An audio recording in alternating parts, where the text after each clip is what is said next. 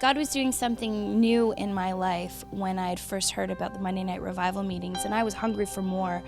I wanted to get more of God, and that's when I first started attending. And even from the first visit, I was blown away by the presence of God.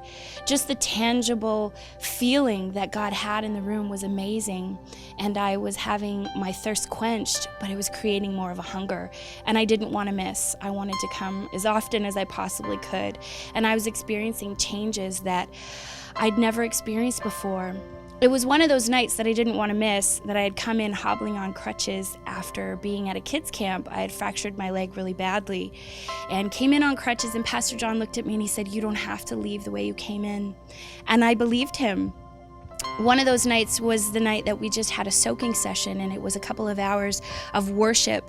And at the end of that worship session, he gathered everybody around, and we laid hands on my leg and prayed and believed for a miracle. And I felt the fire of God come into my leg like I'd never experienced before.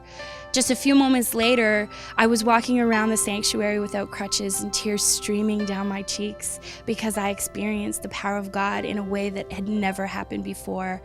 The very next day, I went to my very first day of Bible school, crutch-free, and healing in my leg ever since. I can't explain exactly the way God works, but his presence here in these Monday night revival meetings are incredible. I have a hunger like I never had before, and that healing example is just one example of many.